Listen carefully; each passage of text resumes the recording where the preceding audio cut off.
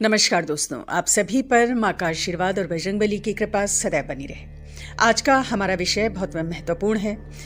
2 points के ऊपर आज हम बात करेंगे। पहला, माँ काली अपने भक्तों की परीक्षाएं क्यों लेती हैं, और दूसरा, वो 3 कौन सी कठिन परीक्षाएं हैं जो अधिकतर भक्तों को देनी होती हैं। तो इन दोनों महत्वपूर्ण पॉइंट्स को आज हम अपनी चर्चा में कवर करेंगे।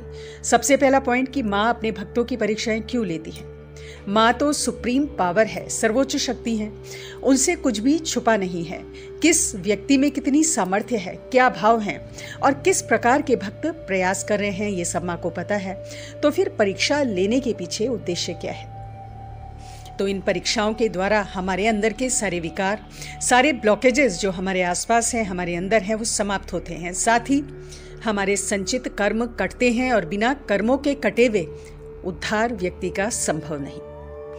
तो इस प्रकार से ये जो परीक्षाएं हैं, आप समझिए कि एक शुद्धिकरण की प्रोसेस है, प्यूरिफिकेशन की प्रोसेस है, और इस प्रोसेस से गुजरकर एक जो भक्त है वो निखर कर सामने आता है।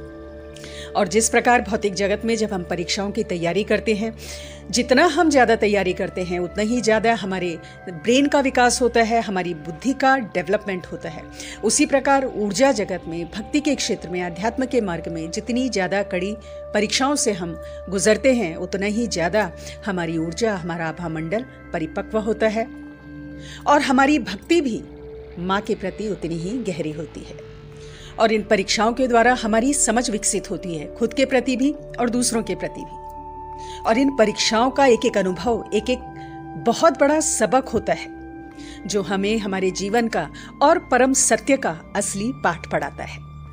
अब बात करते हैं कि ये 3 प्रमुख परीक्षाएं कौन सी हैं जो अधिकतर भक्तों को देनी होती हैं। तो सबसे पहली जो परीक्षा होती है कि जैसे जैसे हम साधना के क्षेत्र में आगे बढ़ते हैं, रास्ते कठिन होते जाते हैं। और प्रारंभिक चरण में तो ये होता ही होता है। साधना में, भक्ति में शुरू के जो कुछ साल होते हैं, उस समय बहुत कड़ी परीक्षाएं भक्तों की होती हैं और बहुत तरह की बाधाएं पैदा होती हैं। यानी शारीरिक कष्ट बहुत बढ़ जाता है, पूरे बदन में दर्द का होना, सर भारी होना, शरीर में पीड़ा का होना। और कभी कभी तो ये जो शारीरिक कष्ट है बहुत बढ़ जाता है कि पूजा स्थल पर बैठने में भी असुविधा महसूस होती है। ऐसा क्यों होता है? ऐसा इसीलिए होता है, जैसे मैंने अभी बताया, कि हमारी प्यूरिफिकेशन की प्रोसेस, शुद्धिकरण हमारा हो रहा होता है। जिस प्रकार जब बीमार शरीर की सर्जरी होती है तो बहुत पेनफुल प्रक्रिया है और उससे बचने के लिए एनेस्थीसिया भी डॉक्टर्स देते हैं ताकि दर्द महसूस ना हो। उसी प्रकार हमारी एनर्जी बॉडी पर भी सर्जरी हो रही होती है। हमारे ब्लॉकेजेस, हमारी पुरानी भावनात्मक गांठें जो हमारे अंदर गहरे जड़े जमाए हुए हैं, हमारे संचित कर्मों के रूप में स्थित हैं, वो कट रही होती हैं। तो ये तकलीफें शारीरिक कष्ट के रूप में सामने आती हैं। मानसिक कष्ट भी हो सकता है, भावनात्मक कष्ट हो सकता है। इसके अलावा घर में क्लेश की स्थिति बन सकती है, बेवजह तनाव घर में है, इस प्रकार हो सकता है।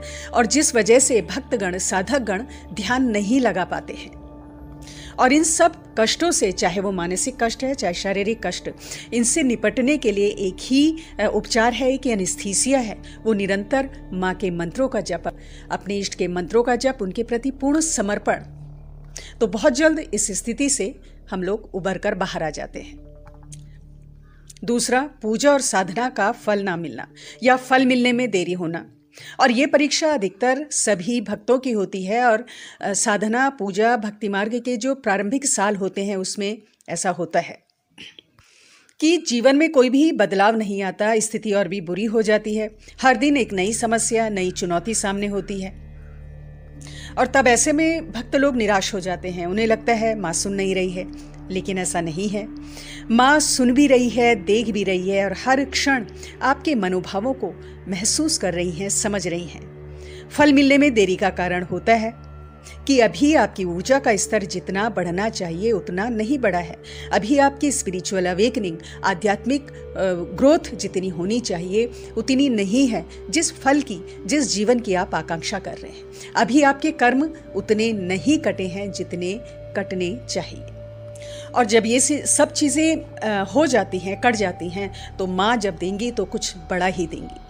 आपने एक छोटे बच्चे को देखा है जो अपने पेरेंट्स से गाड़ी चलाने के लिए जिद करता है, वो चाबी मांगता है। तो क्या माता पिता इतने समर्थ नहीं हैं कि वो उसे गाड़ी की चाबी दे दें? वो समर्थ हैं, लेकिन चूंकि माता पिता को पता है कि अभी उचित समय नहीं है बच्चे का, अभी वो इतना मैच्योर नहीं हुआ है कि गाड़ी चला सके। अगर वो गाड़ी चलाएगा तो एक्सीडेंट हो जाएगा। बस यही चीज़ समझ लीजिए कि भक्ति मार्ग में अगर आप एक बार आ जाते हैं और माँ से जुड़ जाते हैं तो सही समय पर सही चीज़ें अवश्य होती हैं। बस थोड़ा धैर्य रखने की ज़रूरत होती है, थोड़ा कष्ट झेलना पड़ता है। तीसरा जो पॉइंट है, जो तीसरी परीक्षा है, ये भी कई भक्तों के संग होती है कि सांसारिक आकर्षण, भोग विलास अपनी तरफ बहुत आकर्षित करते हैं। और ये तब होता है जब साधक लोग, भक्त लोग बहुत अच्छी तरह से अपने भक्ति मार्ग में, साधना मार्ग में आगे बढ़ चुके होते हैं और बहुत अच्छी ऊर्जा वो लोग अपनी एकत्रित कर चुके होते हैं, तब भी ये स्थिति आती है। आपने देखा है कि मछली जब भोजन की तलाश में जाती है तो कांटे की तरफ आकर्षित हो जाती है और जाल में फंस जाती है, जहां से वो नहीं निकल पाती। उसी प्रकार इस संसार में बहुत सारे आकर्षण हैं जो साधकों के आगे, भक्तों के आगे लाए जाते हैं उनके विवेक की परीक्षा के लिए। और ये समय होता है जब आपके विवेक की परीक्षा होती है।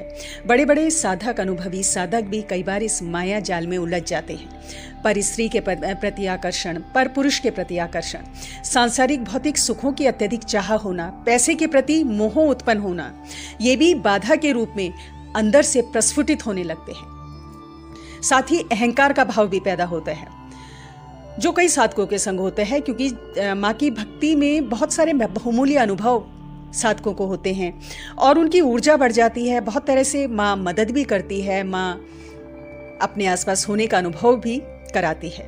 अब जो जागरूक साधक हैं वो तो अपने विवेक का प्रयोग करते हैं और इस अहंकार से मुक्त होने का प्रयास करते हैं और इस अहंकार से, लोभ लालच से परे चले जाते हैं माँ के आशीर्वाद से, माँ की कृपा से।